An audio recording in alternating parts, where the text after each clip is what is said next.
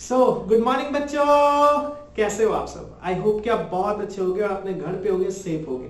आशा करता हूं कि आप लोग अपने घर पे होंगे और सेफ होंगे। स्वागत करता हूं आपको अपने इस यूट्यूब चैनल पे जिसका नाम है प्रज्ञान। आज हम लोग पढ़ेंगे मिरर फॉर्मूला यानी कि दर्पण सूत्र, और इस दर्पण सूत्र को निकाला कैसे जाता है वो भी हम लोग आज पढ़ेंगे और अच्छे से डिटेल से समझेंगे कि कैसे आप एग्जामिनेशन में अगर ये क्वेश्चन आ जाए कि कैसे आप दर्पण सूत्र जो है प्रूव करके दिखाइए, तो कैसे आप प्रूव करेंगे, दर्पण सूत्र होता क्या है, ये सारी चीजें आप हम लोग जानेंगे। पिछले क्लास में हम लोगों ने साइन कन्वेंशन पढ़ा था और कुछ ऐसे रूल्स पढ़े थे जो दर्पण सूत्र में काफी ज्यादा इंपॉर्टेंट होते हैं। अब पिछले क्लास में हम लोगों ने यह भी पढ़ लिया था कि एफ और आर के बीच में क्या संबंध होता है। आपने अगर वो वीडियो नहीं देखा है तो इस वीडियो के डिस्क्रिप्शन बॉक्स में उसका मैं लिंक डाल दूंगा, आपको आसानी से वो वीडियो मिल सके। पूरा चैनल इस मेरे प्लेलिस्ट पे जाके आप पूरी लिस्ट में देख सकते हैं। हमने पूरे फिजिक्स का चैप्टर कंप्लीट करा रखा है। अगर आपने पूरा नहीं देखा है तो मैं इस चैनल के इस वीडियो के डिस्क्रिप्शन बॉक्स में पूरा का लिंक डाल दूंगा, ताकि आप एक एक वीडियो को अच्छे से देख के सारी चीज समझ सके और नोट्स बना सके। तो आज जो मैं आपको बताने वाला हूं, ज्यादा लिखवाऊंगा नहीं, ज्यादा समझाऊंगा, और जो बोलूंगा वो नोट्स बनाते चलना आप लोग, ताकि आप लोगों को कोई दिक्कत ना हो। समझ में ना आए तो वीडियो को पॉज करके जो बोलूं वो नोट बनाते चलना, ताकि आपके कॉपी में लिखाता चले। तो आज हम लोग स्टार्ट करते हैं दर्पण सूत्र। ठीक है, दर्पण सूत्र हम लोग समझेंगे क्या होता है दर्पण सूत्र।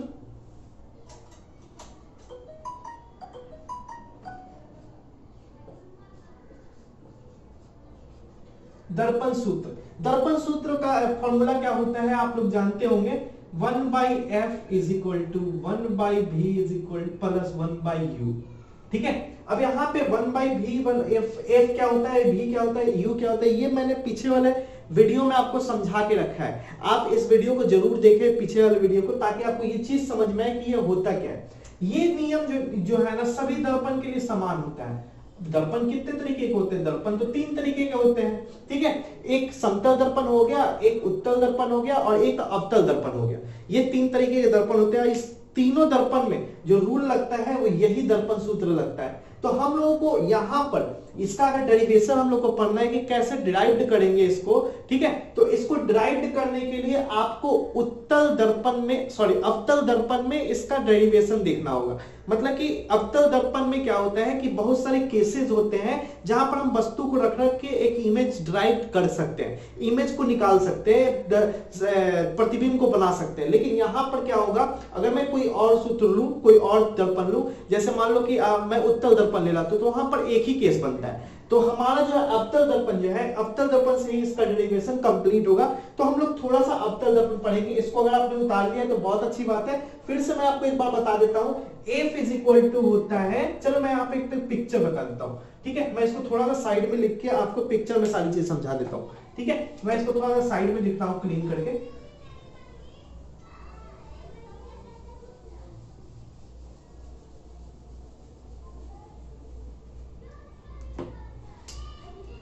1/f is equal to 1/v plus 1/u। ठीक है, ठीक है। तो यहां पे मान लो ये एक अवतल दर्पण है।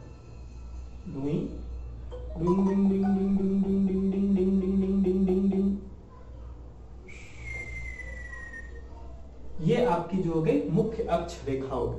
ठीक है, मुख्य अक्ष रेखा हो गई। ये क्या हो गया आपका ध्रुव हो गया, जिसको हम लोग पोल कहते हैं, पी से भी दिखाते हैं इसको। यहां पर क्या हो गया आपका सेंटर ऑफ कर्वेचर यानी कि सी यानी कि वक्रता केंद्र दिखाते हैं हम इसको। और बीच में क्या होता है, एफ होता है, जिसको हम लोग फोकस कहते हैं। ठीक है, अब थोड़ा सा समझिएगा, ये पोल से यहां तक की दूरी जो होती है ना, ये एफ कहलाता है। यानी कि जो फोकस दूरी होती है ना, उसको हम लोग एफ कहते हैं। तो एफ इज इक्वल टू क्या हो गया, फोकस दूरी। हिंदी में लिख देता हूं, आपको समझ में आए।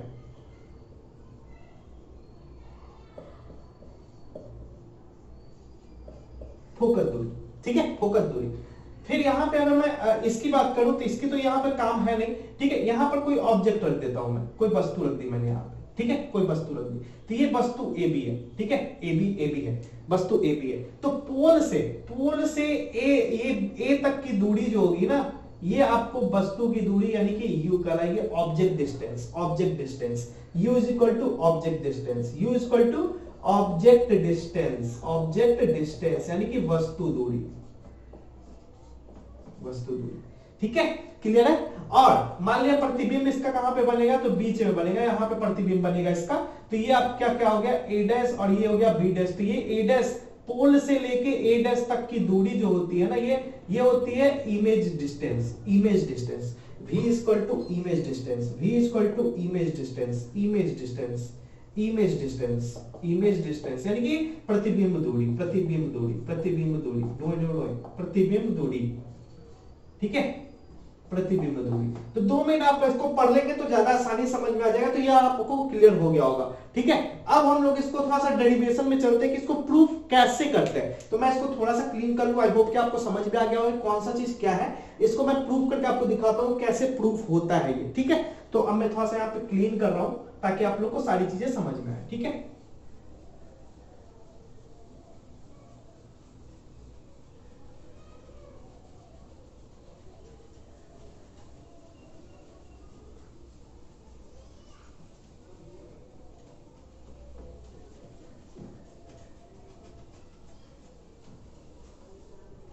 ठीक है, अब देखिए इसके डेरिवेशन में ये जो फॉर्मूला है, मैं फॉर्मूला यहां पे फिर से लिख देता हूं।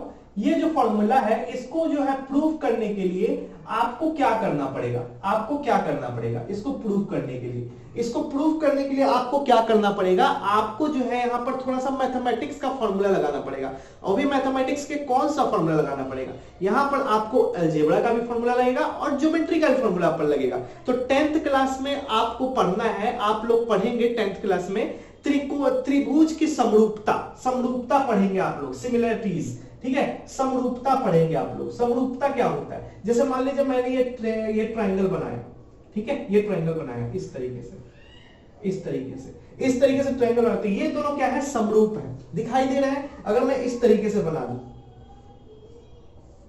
तो ये क्या दिखाई दे रहे, एक जैसे दिखाई दे रहे, तो एक जैसे है तो समरूप है।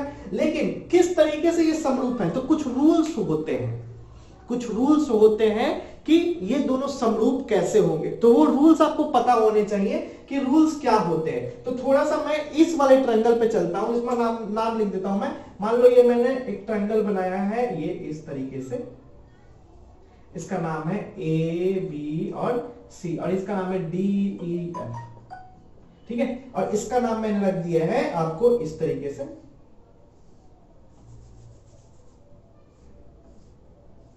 ठीक है, इस तरीके से। इसका नाम रख दिया आपको पी क्यू आर, ठीक है, एस टी यू, ठीक है, P Q R S T U, ये नाम रख दिया मैंने। तो अगर ये दोनों त्रिभुज समरूप हैं, अगर समरूप है, ठीक है, तो समरूप का क्या होगा, सबसे पहला कंडीशन, अगर ट्रायंगल ए बी सी समरूप है ट्रायंगल डी ई एफ के, तो सबसे पहला नियम, किस नियम से समरूपता होगा कि इसके जो है बॉडी के, मतलब सॉरी, इसके जो साइड्स है, जो इसकी जो है साइड्स है, साइड्स का रेशियो इक्वल होना चाहिए, तब ये समरूप कहलाएगा। यानी कि कहने का मतलब ये है कि A B divided by D E is equal to होना चाहिए, ठीक है, A C divided by D F is equal to होना चाहिए B C divided by E F, ठीक है। साइड साइड साइड, अगर तीनों साइड का अनुपात एक जैसा हो तो दोनों त्रिभुज क्या होंगे, समरूप होंगे। एक और होगा, एक और क्या होगा, अगर कॉरस्पॉन्डिंग जो है एंगल्स, कॉरस्पॉन्डिंग एंगल्स कहने का मतलब ये है कि एंगल P ये वाला और एंगल S इक्वल हो, ठीक है। दूसरा एंगल Q और एंगल T इक्वल हो, और तीसरा क्या होगा, angle R angle U, angle R और एंगल U क्या हो, इक्वल हो। तो ये अगर एंगल इक्वल है तो ये क्या होंगे, त्रिभुज समरूप होंगे। दोनों केसेस में त्रिभुज समरूप होंगे। यही दोनों रूल आपको यहां पे लगा के इसको प्रूव करना है। कैसे करना है मैं आपको थोड़ा सा दिखाता हूं, ठीक है। ये आई होप कि आपको समझ में आ गया। इसको आप उतार सकते हैं साइड में कहीं पर, मैं थोड़ा सा क्लीन कर रहा हूं, ठीक है। यहां पे जो है इमेज बनाने की कोशिश करूं तो एक रेखा ऐसी सीधी जाएगी पैरेलल, ठीक है। अब पैरेलल जाने के बाद कहां पर टकराएगी, फोकस पे टकराएगी, फोकस से निकलती हुई आगे निकल जाएगी। अगर एक रेखा और इस तरीके से जाएगी और टकराने के बाद सीधी ऐसे, सॉरी, ठीक है, ठीक है, इस तरीके से निकल जाएगी।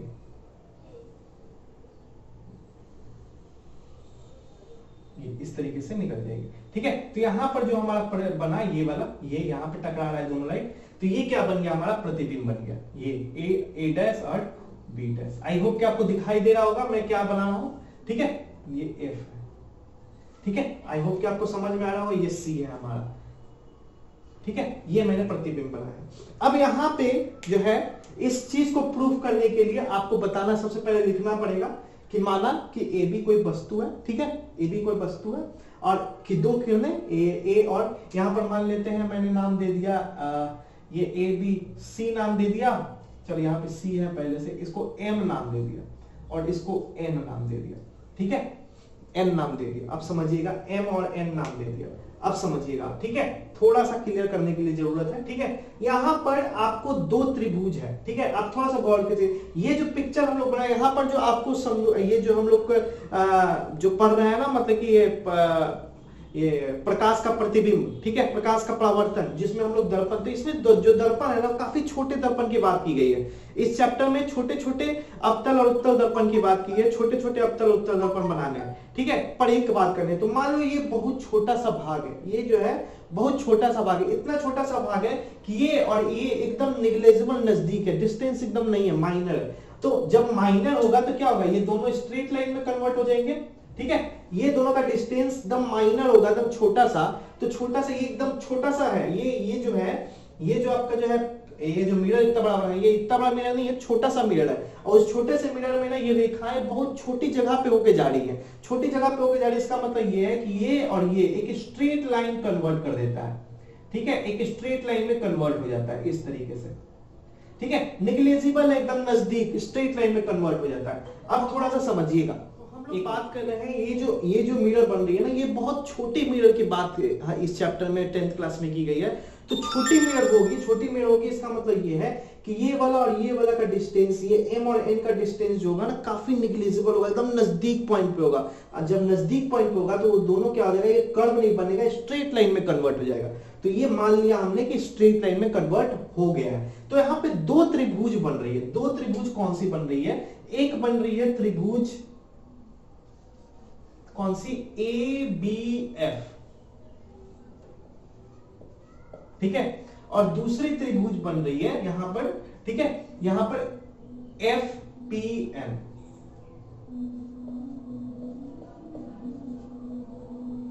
एफ पी एन, ये पूरा स्ट्रेट लाइन हो जाएगा, स्ट्रेट लाइन। तो स्ट्रेट लाइन हो जाएगा तो इसका मतलब ये है कि ये यहां का डिस्टेंस जो है खत्म हो जाएगा।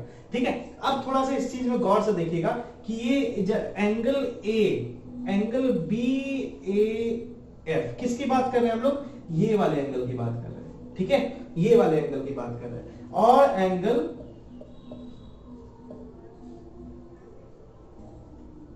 एंगल देख लेंगे हम लोग एफ पी एन।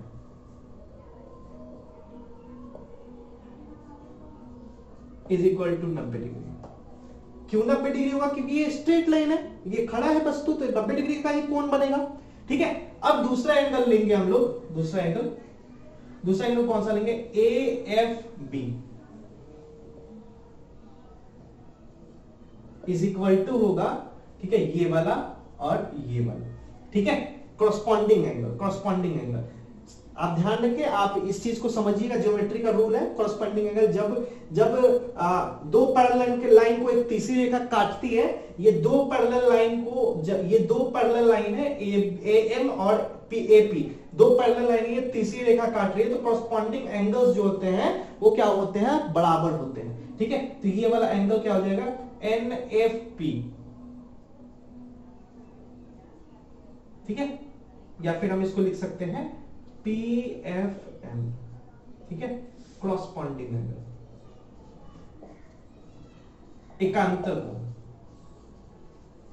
ठीक है, एकांतर कोण, कॉरस्पॉन्डिंग एंगल यानी कि एकांतर कोण बराबर होंगे। अब किसी त्रिभुज के दो एंगल बराबर हो गए, तो ये वाला एंगल, ये वाला एंगल, तो तीसरा एंगल अपने आप बराबर हो जाएगा, यानी कि एंगल कौन सा, A B F is equal to, ठीक है, ये हो जाएगा आपका एंगल एफ एन पी बराबर हो जाएगा।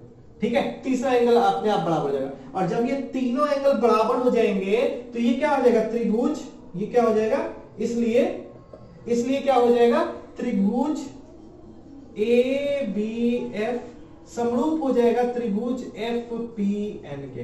राइट, क्लियर है, क्लियर है। जो समरूपता अभी मैंने आपको बताया, अगर तीनों एंगल बराबर हैं तो वो क्या हो जाएगा, समरूप हो जाएगा। अगर वो समरूप है तो इसलिए क्या हो जाएगा, उनके अनुपात, किसके अनुपात, साइड्स के अनुपात ए बी बट्टा P N is equal to, ठीक है, is equal to A F बट्टा एफ एन एफ पी। ठीक है, एफ पी, ए एफ बट्टा एफ पी हो गया। और तीसरा क्या हो जाएगा आपका, पी एफ बी एफ बट्टा एफ एन। ठीक है, तो हमारी इस ट्रायंगल में ना किसका काम है, हम लोगों को काम है ये वाले का, वस्तु की ऊंचाई का, और काम है इसका। ठीक है, और इसका हमारा काम नहीं है, ये वाला साइड का काम नहीं है, तो हम लोग क्या करते हैं, ये वाला मिटा देते हैं, ये निग्लेजिबल है, हमारा काम ही नहीं है यहाँ पे।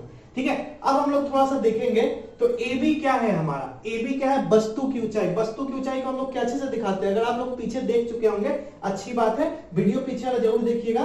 ठीक है, तो ये वस्तु की ऊंचाई हो गई एच ओ, क्लियर है। दूसरा पी एन क्या है, ये वाला क्या है, प्रतिबिंब की ऊंचाई, क्लियर है, प्रतिबिंब की ऊंचाई है। ठीक है, प्रतिबिंब की ऊंचाई है, ये देखिए ये वाला और ये वाला सेम है। ठीक है, प्रतिबिंब की ऊंचाई है, तो यहां पर क्या हो जाएगा, एच आई हो जाएगा। ठीक है, इज इक्वल टू क्या हो जाएगा, ए एफ क्या है हमारा, ए एफ क्या है हमारा, ए एफ। अब समझिएगा थोड़ा सा, यहां से यहां तक की दूरी क्या होगी, पोल से लेके ए, वस्तु की दूरी, वस्तु दूरी होगी। ठीक है, अगर मैं पूरा में से इतना घटा दूं, यानी कि फोकस दूरी घटा दूं, अगर मैं पूरा में से फोकस दूरी घटा दूं तो हमको इतना निकल जाएगा कि नहीं निकल जाएगा। अगर हम इसको हम लोग ऐसे लिख दें, ए एफ को अगर हम लोग ऐसे लिख दें कि ए पी माइनस हो जाएगा पी एफ बटा पी एफ, लिख सकते हैं। ए एफ को हम लोग क्या लिख सकते हैं, A P minus P F, clear है। तो अब यहां से क्या हो जाएगा, थोड़ा सा मैं क्लीन करता हूं, आई होप कि छोटा जगह है इस वजह से मैं थोड़ा सा ये दिक्कत हो रहा है, थोड़ा सा समझने की कोशिश कीजिएगा। ठीक है, मैं थोड़ा सा और यहाँ पे साफ साफ लिख दूं, थोड़ा सा यहाँ पे हो जाएगा एच आई बट्टा एच ओ बट्टा H I is equal to P F क्या है हमारा, एपी क्या है, वस्तु की दूरी है, यहां से यहां तक वस्तु, पीछे हम लोग लिखा चुके हैं, वस्तु की दूरी यू माइनस पी एफ क्या है हमारा, फोकस की दूरी यानी कि एफ बटा पी एफ क्या है हमारा एफ।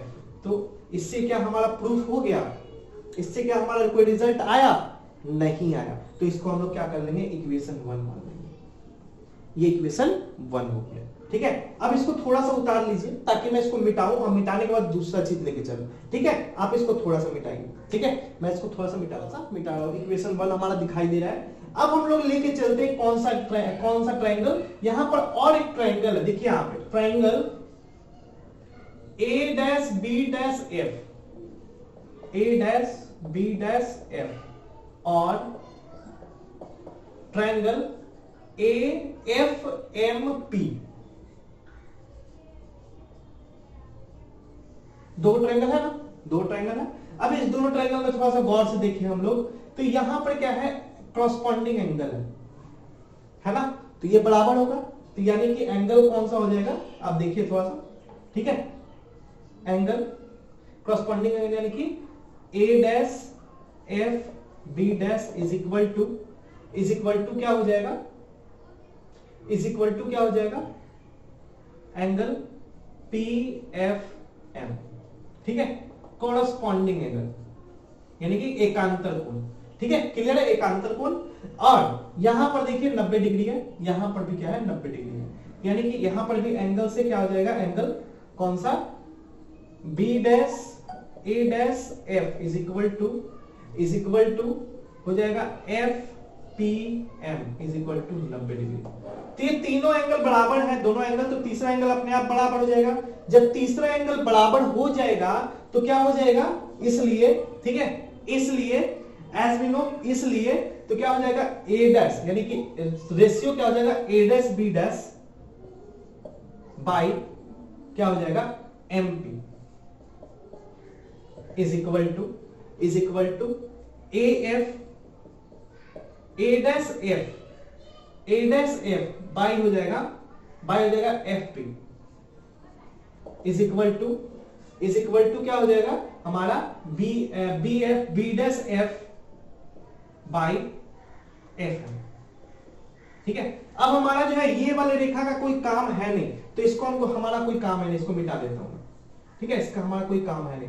इसको हम लोग बदल के लिख सकते हैं, इसको, ये वाले चीज को, ये वाले चीज तो हमको पता है कि क्या होगा, ये वाले चीज को हम लोग बदल के लिख सकते हैं, ये वाले चीज को। तो ये वाले चीज को हम लोग कैसे, ए एफ कैसे लिखाएगा, ए एफ को हम लोग लिख सकते हैं, ए एफ को हम लोग लिख सकते हैं, क्या लिख सकते हैं, ए डैश पी माइनस हो जाएगा आपका A dash P minus P F. अगर हम लोग पूरा में से इतना घटा देंगे तो ये हमारा निकल जाएगा। ठीक है, आप समझिएगा, अगर हम लोग पूरा में से इतना घटा देंगे तो इतना हमारा निकल जाएगा, वही लिखा हुआ अब पी एफ का पी एफ।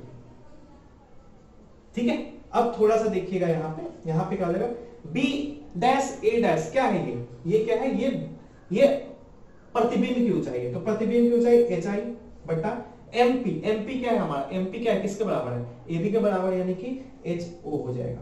ठीक है, इज इक्वल टू यहां पर क्या हो जाएगा पी एफ, एपी क्या है हमारा, ए और पी क्या है हमारा, ये वस्तु के प्रतिबिंब की दूरी है, प्रतिबिंब की दूरी हम लोग कैसे दिखाते हैं, भी से दिखाते हैं, माइनस पीएफ क्या है हमारा, एफ है, एफ। अभी नीचे क्या हो जाएगा, पीएफ क्या हो जाएगा, एफ हो जाएगा। ठीक है, आप समझिए इसको हम लोग उलट के ऐसे भी लिख सकते हैं। ठीक है, एच ओ बटा H I is equal to, ठीक है, ये हो जाएगा एफ बटा भी माइनस एफ। ठीक है, ये इक्वेशन 2 हो गया हमारा। ठीक है, ये इक्वेशन 2 हो गया हमारा, ये रहा इक्वेशन 1 और ये रहा इक्वेशन 2। अब थोड़ा सा मैं क्लीन करता हूं ताकि आप लोग को समझ में आए, 2 इक्वेशन है यहाँ पे। ठीक है, आप लोग को आई होप कि समझ में आया होगा कि मैंने कैसे कैसे किया है। आप थोड़ा सा समझने की कोशिश कीजिएगा। ठीक है, मैं इसको थोड़ा, यहाँ पर हमारा इक्वेशन 1 है और ये है इक्वेशन 2, तो समीकरण 1 और 2 से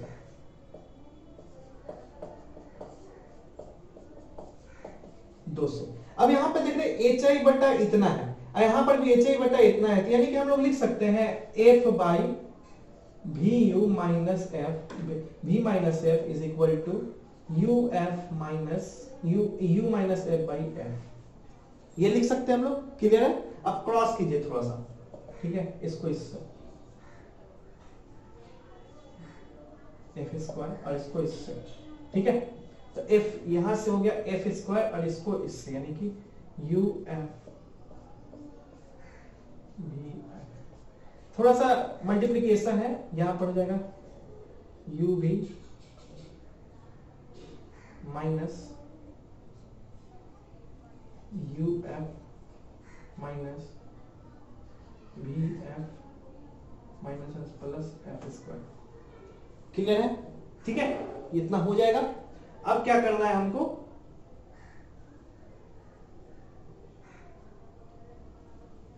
इधर भी एफ स्क्वायर है, तो ये एफ स्क्वायर कट गया, बचा क्या, बचा ये हमारा। ठीक है, क्या बच गया हमारा, इन दोनों को हम लोग क्या कर देंगे, इधर कर देंगे, तो ये क्या हो जाएगा हमारा यू भी इज इक्वल टू, इन दोनों को हम लोग इधर कर देंगे, तो भी यू एफ माइनस प्लस भी एफ। अब तीनों को क्या कर देंगे हम लोग, डिवाइड कर देंगे। ठीक है, मिटा रहा हूं नीचे से। ठीक है,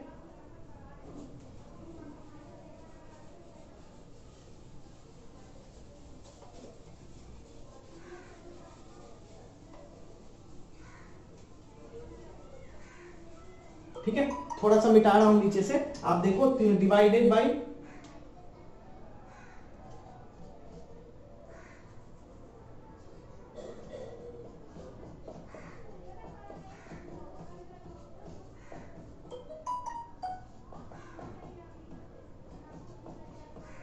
भाग देने पर, दोनों साइड हम लोग क्या कर देंगे, यू भी एफ से भाग दे देंगे, तो इधर भी देंगे तो क्या हो जाएगा यू भी बट्टा यू भी f is equal to u f बट्टा यू भी एफ प्लस भी एफ बट्टा यू भी एफ। अब यहां पर थोड़ा सा काटिए, यू भी कट गया, ठीक है, यू से यू गया, एफ से एफ गया, भी से भी गया, एफ से एफ गया, तो बचा क्या, बचा आपका 1/f इज इक्वल टू, ठीक है, 1/v प्लस 1/u। आपका मिरर फॉर्मूला प्रूव हो गया। आई होप सो कि आपको समझ में आया होगा कि दर्पण सूत्र कैसे डिराइव्ड होता है। अगर आपको एक बार में ना समझ में आया होगा तो थोड़ा आप इसको स्लो करके अच्छे से समझिएगा।